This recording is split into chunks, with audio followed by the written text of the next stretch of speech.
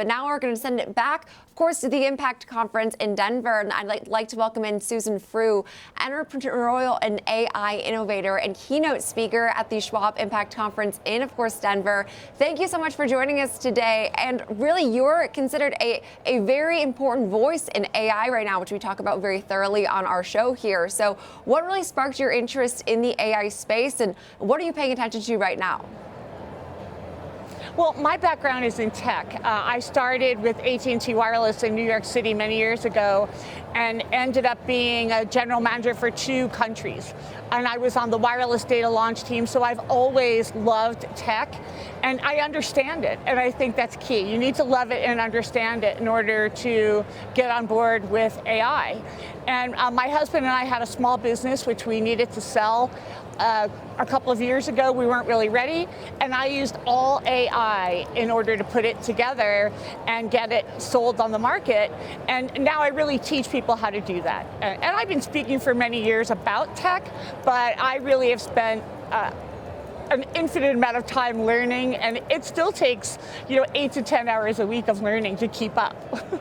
Susan, our last guest, Bill Burke, used the phrase educated bravery, and I loved that in terms of how we should approach our interactions with this technology. But even with that, I think it's still pretty intimidating the first time you start to interact with some of these platforms. For those who are, maybe just getting into investing and then they're being augmented with this AI, what would you say to them to help simplify and maybe improve their experience with this tech? Well, I say that you need to go old school before you go new school. So you really need to evaluate your business and all of your processes and find the friction in there. And that will give you the right formula to implement the AI. I see countless companies try to implement too quickly, and they end up feeling very disappointed. They're not getting the results. It's overwhelming. And I think that that's the way to do it. You need to figure that out. And then you look at humanizing the exception and automating the routine. And I believe that will take you on to being really successful with AI, one step at a time, one process at a time. Understand it. Understand that it's a heavy lift in the beginning, the learning, the training, and all of that. And then, once you get to the top of the hill, you'll be able to see over, and it's going to feel so much better. You'll be able to get rid of all the things you don't like doing. And that's really the best key to all of this.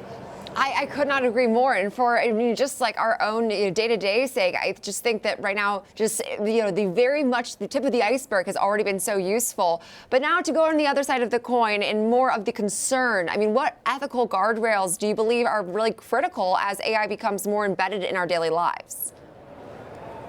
Well, one thing that I've observed is that if a company doesn't have an AI policy and the CEO or leadership doesn't make a statement on what's okay and what's not okay with AI, employees are using it without guardrails because there's no policy in place. So I think that's very important. Also, a lot of the AI now, you can connect it to your internal systems, which seems very convenient. Connect it to your OneDrive, connect it to your CRM, so on and so forth. But if you have confidential data in there, you are not being protected. I would say that that's a hard no on connecting your data to the AI at this point.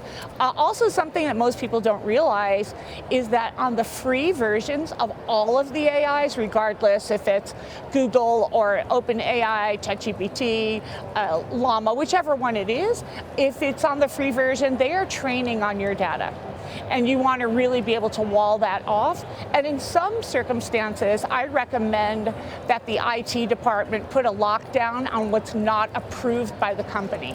So if the company buys 30 seats of Microsoft Copilot and they don't want everyone else using it, there's a way for IT to get involved and sort of wall that off to protect their confidential client information.